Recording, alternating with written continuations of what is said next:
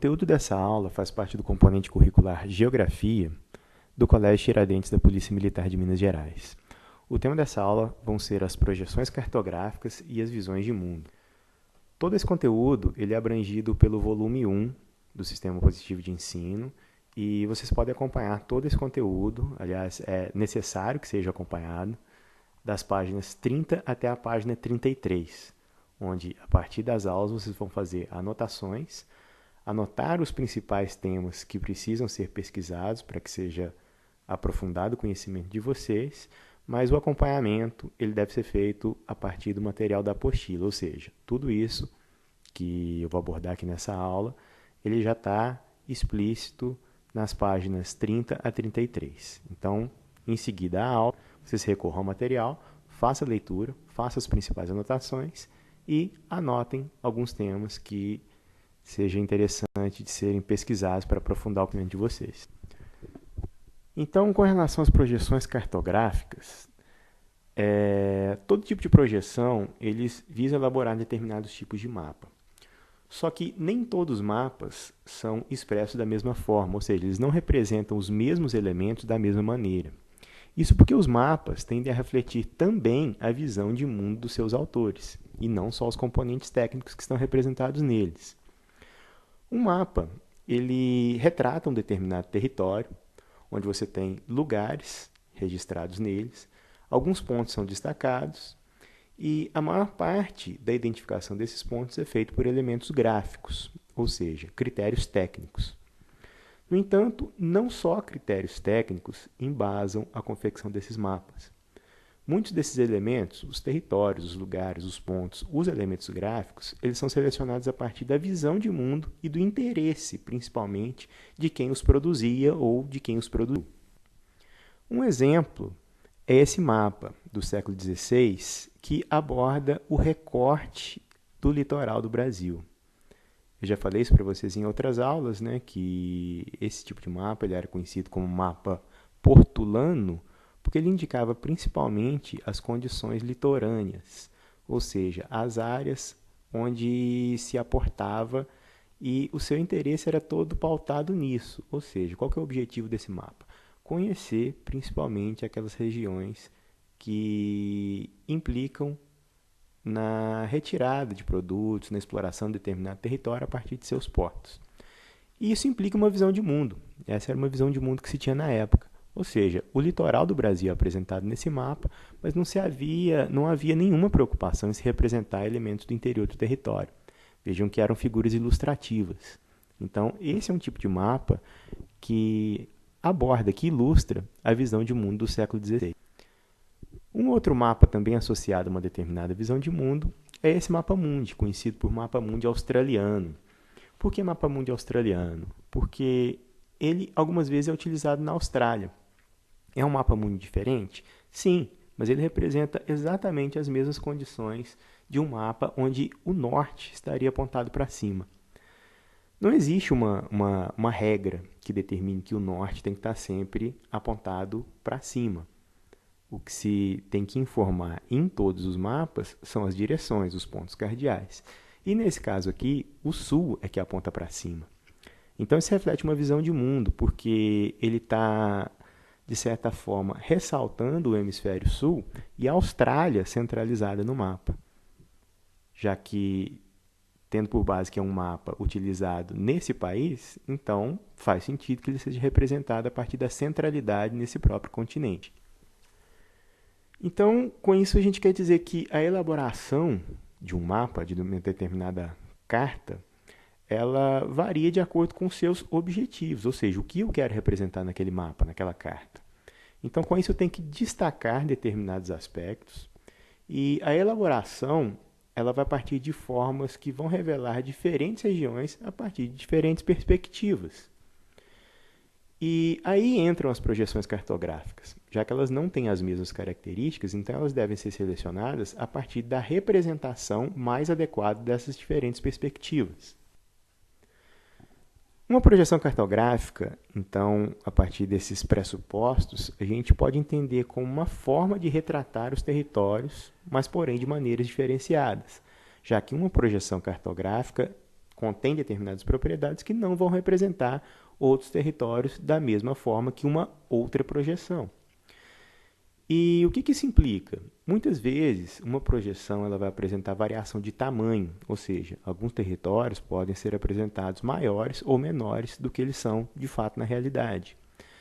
Elas podem apresentar variação de posicionamento, com determinados territórios na região central ou periféricos, dependendo da projeção, ou em diferentes graus, elas buscam manter as formas originais. Quer dizer, toda projeção ela tenta manter a forma, o formato de determinado continente na sua proporção original, mas, como a gente vai ver, nem sempre isso é possível. Então, uma projeção ela busca dar maior ou menor destaque para diferentes regiões, devido exatamente às suas diferentes propriedades. Isso sempre utilizando critérios técnicos. Os critérios técnicos é que vão determinar a forma como uma projeção representa o território.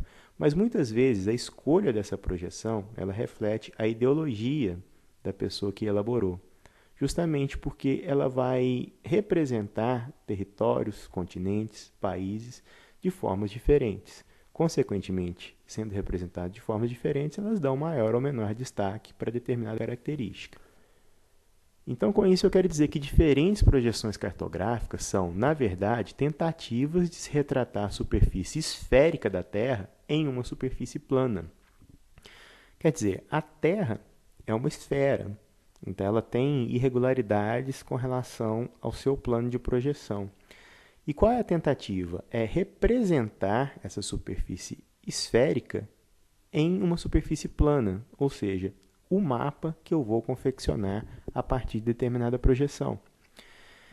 E é sempre necessário ressaltar que esse processo está sempre sujeito a distorções de todos os tipos, mas as principais delas são em relação à área, à proporcionalidade dos continentes ou dos países que estão sendo representados naquela projeção e a forma desses continentes, o formato com que eles vão ser representados na projeção. Então, essas projeções elas tentam minimizar esses problemas com relação, principalmente, às áreas, aos ângulos formados pelos meridianos e paralelos, que vão refletir na forma, ou nas distâncias, porque dependendo da perspectiva da projeção, eu posso inferir que determinadas distâncias são mais próximas ou mais distantes em relação à perspectiva que eu estou enxergando naquela superfície plana. Então, a partir das propriedades das projeções cartográficas, eu consigo discernir, diferenciar essas projeções em diferentes características. Então, o primeiro grupo de projeções são as projeções conformes ou semelhantes. Esse tipo de projeção, elas preservam os ângulos e buscam manter as formas originais dos continentes. As projeções equivalentes, por outro lado, elas preservam as áreas, mas não conseguem preservar as formas da superfície representada. As projeções afiláticas, elas têm ângulos e áreas deformados, mas em algumas situações isso não é tão importante assim e justifica sua utilização, como a gente vai ver a seguir. E as projeções equidistantes. Que tipo de propriedade é essa? É uma projeção onde os comprimentos são apresentados em escala uniforme, ou seja, eles mantêm as distâncias. A partir dessas propriedades, a gente consegue classificar as projeções cartográficas em algumas categorias também. E isso é sempre realizado de acordo com a situação da superfície de projeção, ou seja, em que situação aquela superfície foi projetada no meu plano.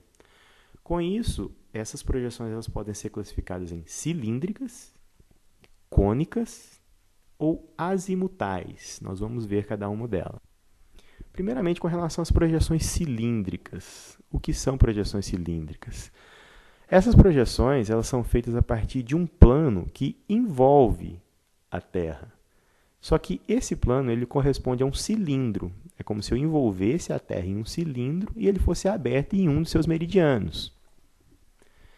Nesse tipo de projeção, os meridianos e paralelos eles vão ficar dispostos de forma perpendicular.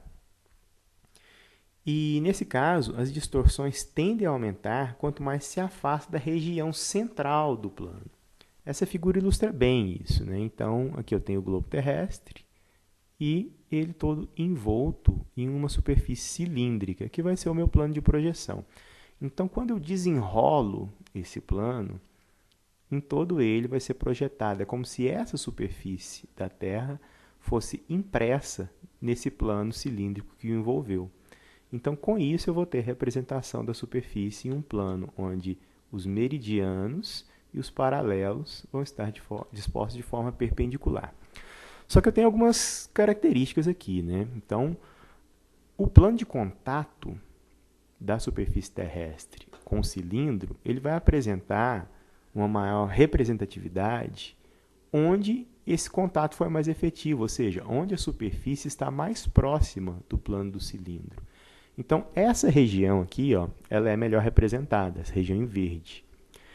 E é melhor representada ainda nessa região em azul, porque é a região que está em contato direto com o plano do cilindro, ou seja, a proporção apresentada por ela é mais condizente com a realidade nessa situação.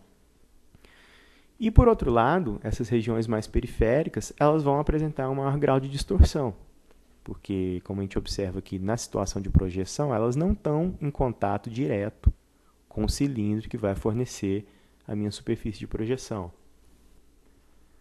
Já a projeção cônica, ela apresenta o território envolvido por um cone. É como se eu envolvesse a superfície esférica da Terra em um cone. Com isso, o mapa ele vai corresponder à projeção da superfície sobre o plano do cone.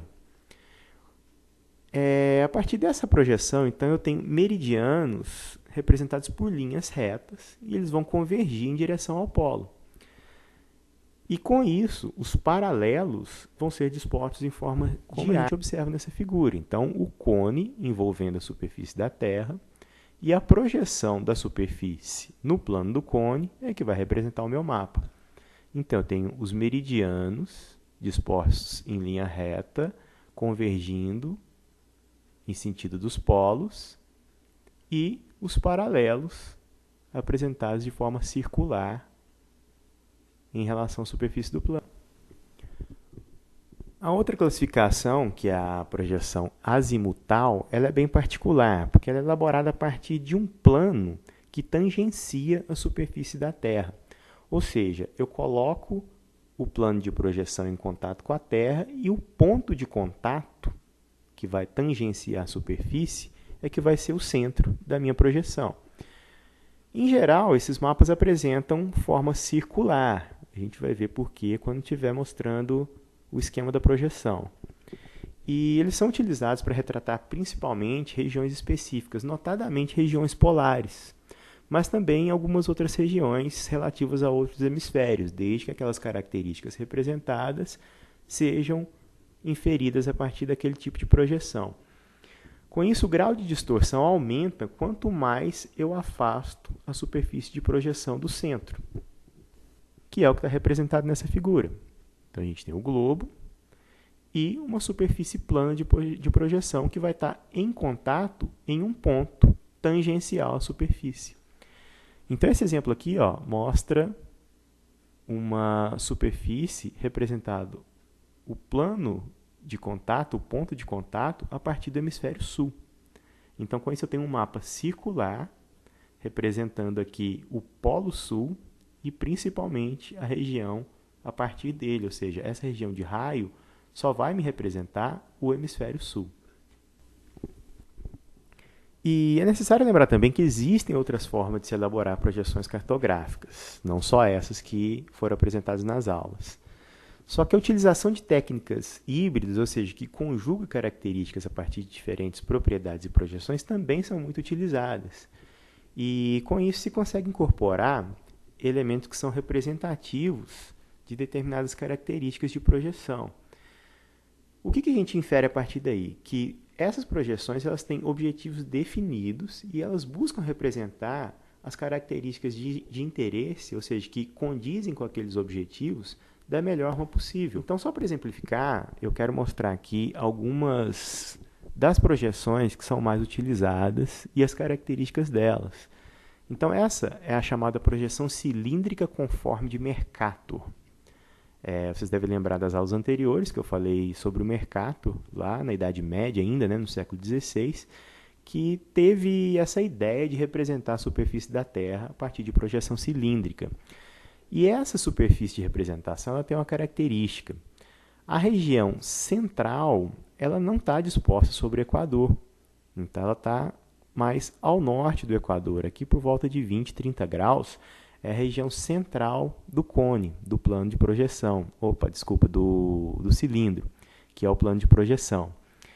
Então, essa região toda, ela vai representar de forma mais correta, mais conforme, essa região central do cilindro.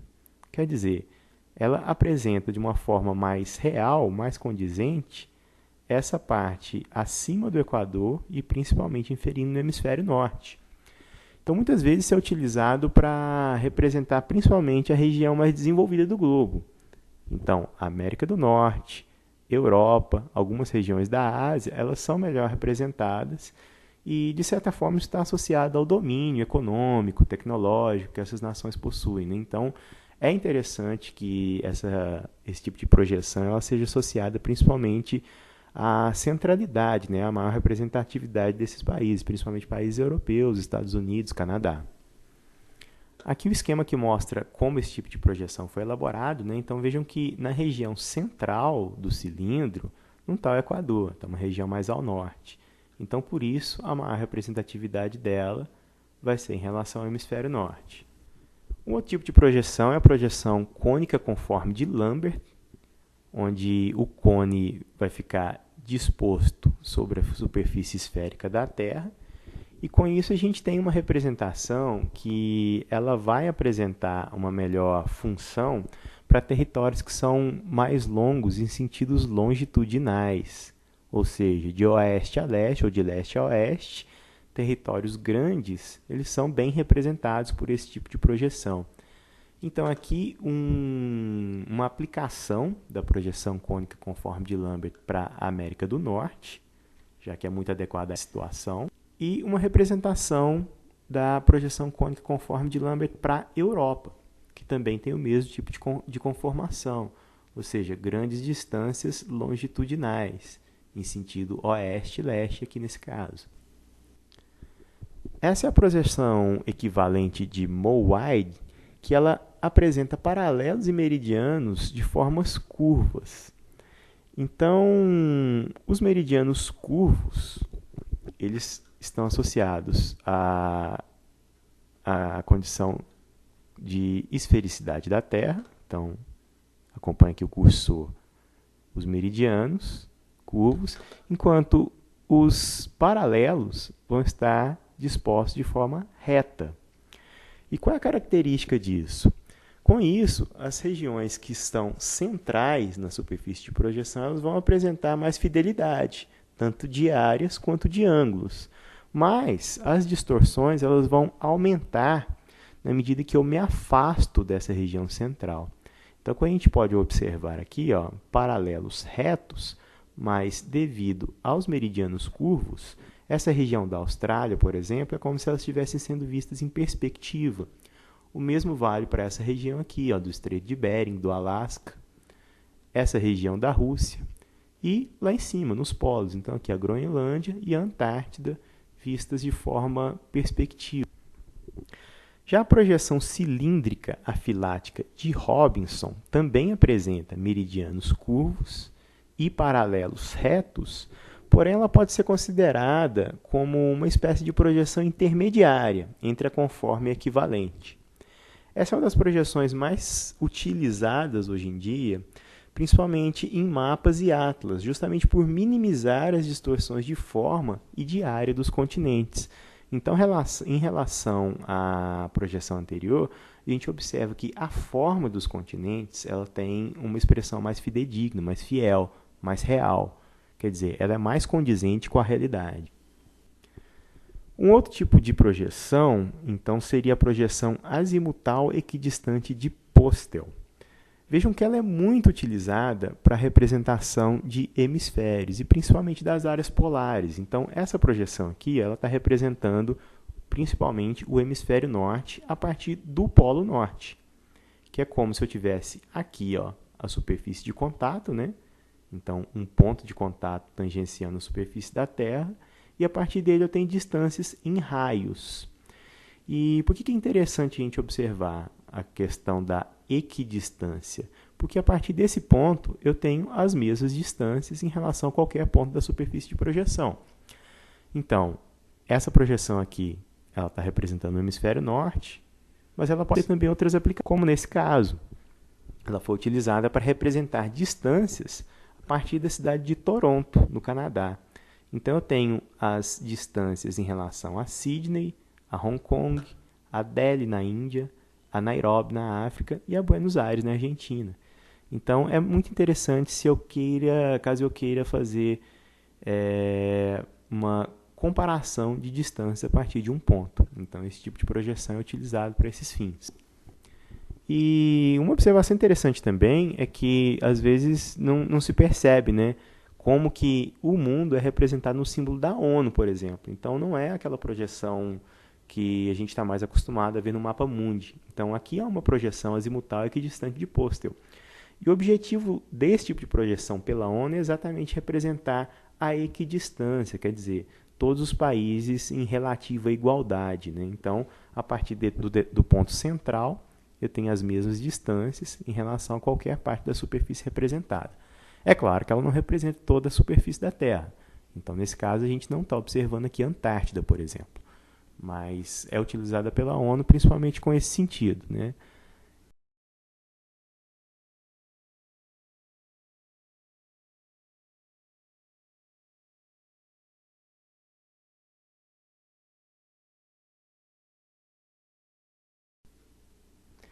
Então, para finalizar, eu queria trabalhar com vocês a atividade lá da página 33, a atividade Refinando o Olhar, a partir da projeção de Peters. Arno Peters foi um geógrafo alemão e, em 1973, ele elaborou um tipo de projeção que era uma projeção cilíndrica equivalente. Só que essa projeção ela deformava os contornos dos continentes. Ele não tinha preocupação de representar de uma forma fiel o contorno dessas áreas. Porque a preocupação dele era exatamente preservar as áreas na proporção correta. Aqui, então, é um exemplo da projeção de Peters, onde eu consigo observar que os contornos dos continentes ele tem uma deformação, mas as áreas estão corretas. Então, o que eu consigo observar aqui? O tamanho, por exemplo, da África em relação aos outros continentes. Por mais que a forma dos continentes não estejam corretas, as áreas reais são aproximadamente essas. Então, eu consigo perceber, por exemplo, o tamanho do continente africano em relação aos outros continentes, por exemplo, a Europa, a América do Norte, o tamanho da América do Sul, o tamanho da Austrália. E essa comparação de proporção desconsidera exatamente o formato, porque a ideia é justamente comparar o tamanho, a dimensão dos continentes. E essa figura aqui é uma figura bastante parecida com a que tem lá na página 33, e é a partir de onde a gente vai trabalhar a questão que foi proposta aqui. Então, com isso, é a projeção de Peters, que é apresentada de uma forma um pouco diferente. Essa projeção ela apresenta o sul voltado para cima.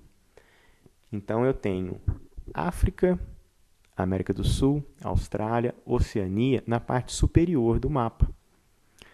Pensando na questão ideológica, já que as projeções refletem também diferentes visões de mundo, vamos para a questão proposta. Ou seja, a partir do mapa de Peters, que foi considerado um contraponto ideológico ao mapa de Mercator, quais teriam sido as razões para isso? Ou seja, quais foram as razões para esse contraponto ideológico entre a projeção de Peters e a projeção de Mercator? Na opinião de vocês e com base nas pesquisas e no conteúdo que vocês viram nessa aula e no conteúdo da apostila. Descrevam na página 33 como vocês interpretam isso, ou seja, quais as razões para esse contraponto entre a visão de mundo proporcionada pela projeção de Peters e a visão de mundo proporcionada pela projeção de mercado. Então, peço a vocês que acompanhem todo o material lá nas páginas 30 a 33 do volume 1 e até a próxima aula.